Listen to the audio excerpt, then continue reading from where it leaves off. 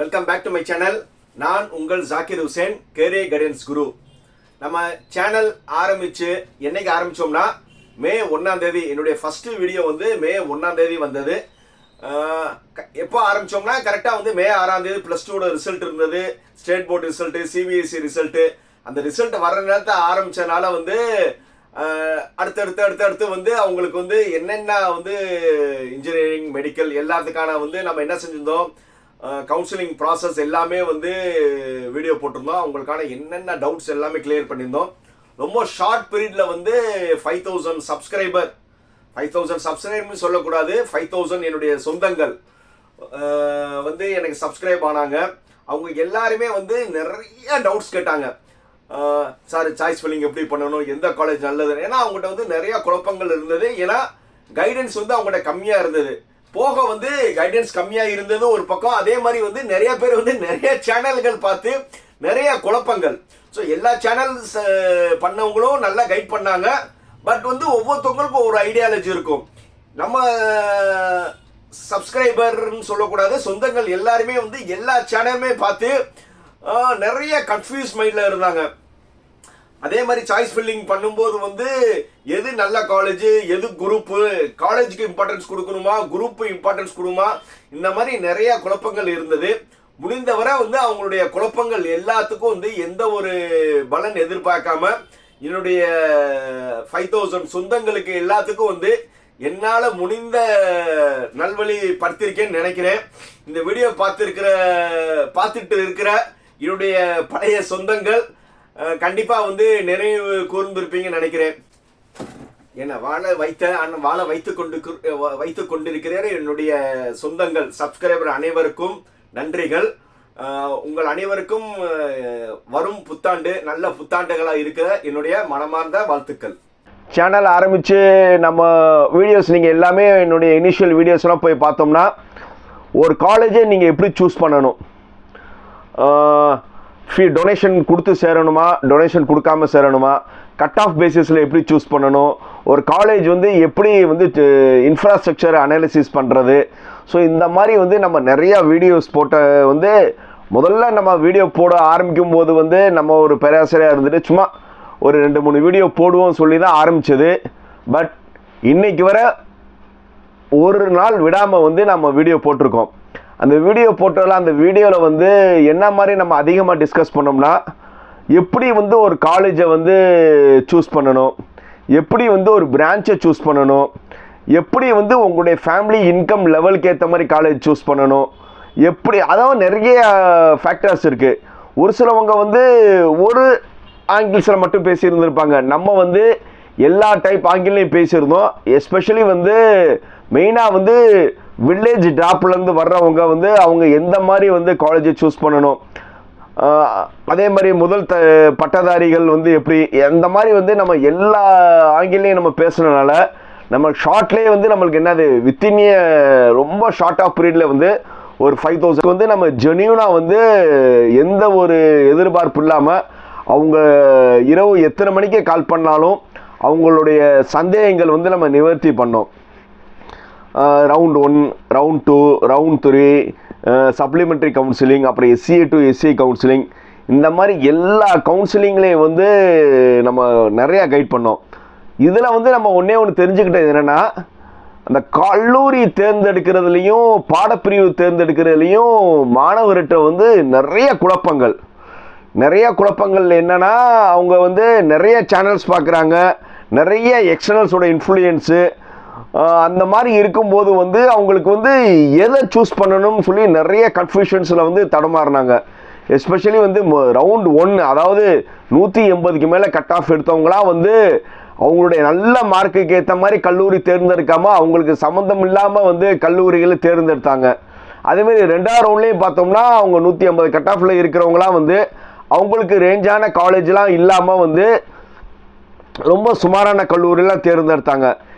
இதனோட அனாலிசிஸ் வந்து நம்ம எல்லாமே பண்ணி பார்த்ததில் என்னென்னா, இந்த இடத்துல வந்து நிறைய வந்து தவறான கைடன்ஸ் வந்து ஸ்டூடெண்ட்டை இருந்தது. நிறைய பேர் என்ன செஞ்சாங்கன்னா, மேபி யூடியூப் மெயினாக வந்து ட்ரஸ்ட் மெம்பர்ஸ், அதாவது எல்லா ஊர்லேயும் வந்து ஒரு ட்ரஸ்ட்டு நாங்கள் வந்து உங்களுக்கு வந்து நீங்கள் நினச்ச காலேஜில் சேர்த்து விடுறோம்னு சொல்லி ஸ்டூடெண்ட்ஸ்கிட்ட வந்து டேட்டா எல்லாமே வாங்கிட்டு அவங்களுக்கு எந்த காலேஜில் வந்து நிறைய இன்சென்டிவ்ஸ் கொடுத்தாங்களோ புரிஞ்சுக்கிட்டீங்களா?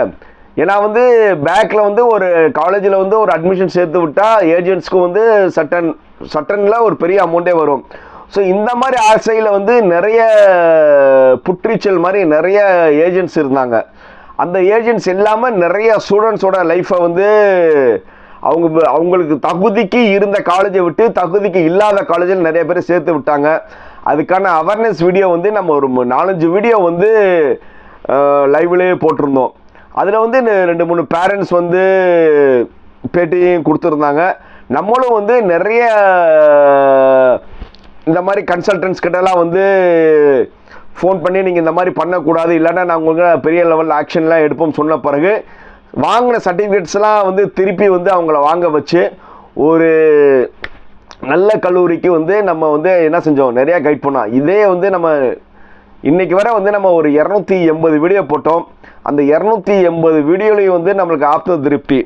அதில் வந்து ஒரு சில ரீகால்ஸ் வீடியோ சொல்லி நம்ம பேசுகிறனால ஒரு ஸ்டூடெண்ட் மேபி சேலம் பக்கத்தில் எடப்பாடியில் வந்து ஜனனின்னு ஒரு ஸ்டூடெண்ட்டு முதல் ரவுண்டில் வந்து கவுன்சிலிங்கில் நம்ம வந்து வீடியோஸில் தான் நம்ம பேசிகிட்டு இருந்தோம். அந்த பொண்ணு வந்து நான் காலேஜ் சேர்றதுக்கு முன்னாடி உங்களை பார்த்துட்டு தான் இப்போ நான் போய் காலேஜ் சேருவேன். ஸோ அப்படி ஒரு குரியாசிட்டியில் ஒரு பொண்ணு இருந்தது. அதே மாதிரி வந்து ஒரு ஸ்டூடெண்ட்டோட அங்கிள் மதன் ஒருத்தர் வந்து சென்னையிலேருந்து சார் நீங்கள் நிறையா டவுட்ஸ் கேட்பாங்க, நம்ம எப்போவுமே கிளியர் பண்ணுவோம். இல்லை சார் நான் உங்களுக்கு எதாவது பண்ணணும்னு சொல்லி அவர் எனக்கு வாட்ச் ப்ரெசென்ட் பண்ணார். ஸோ அதையும் வந்து நம்மளை மறக்க முடியாது. அதே மாதிரி வந்து நான் வீடியோ ஆரம்பித்து நம்ம நிறையா இது பண்ணுறத பார்த்து காயல்பட்டினத்துலேருந்து சார் உங்களுடைய இது நல்லா இருக்குது, நீங்கள் எந்த ஒரு எக்ஸ்பர்ட் இல்லாமல் பண்ணிட்டுருக்கீங்கன்னு சொல்லி அல்வா கடைநூல் ஃபேமஸ் முந்திரி அல்வாலாம் கொடுத்து விட்டாங்க. ஸோ இதெல்லாம் எதுக்கு நான் சொல்கிறேன்னா ஒரு ஜஸ்ட்டு ஒரு அவங்களோட அன்போட வெளிப்பாடு. ஸோ என்னுடைய என்ன ஒரு ஆசைனா நம்ம வந்து இதுவரை வந்து யாரையும் வந்து மிஸ்கைட் பண்ணலை. போன வருஷம் என்கிட்ட கவுன்சிலிங்கில் வந்து நம்ம யார்ட்டையும் வந்து நம்ம எந்த சார்ஜ் பண்ணலை. போன தடவை அவங்கள வந்து நிறையா பேர் வந்து சாய்ஸ் பண்ணிட்டு சார் இந்த காலேஜ் நல்லதா அந்த காலேஜ் நல்லதா, ஸோ அந்த மாதிரி நிறையா கேட்பாங்க. அவங்களுக்கெல்லாம் சளைக்காமல் வந்து அவங்களுடைய எதிர்பார்ப்பு நல்லா தெரிஞ்சுங்க. அதாவது காலேஜ் சேர்த்து விடுறது வந்து நம்ம நிறைய ஃபேக்டர்ஸ் இருக்குது.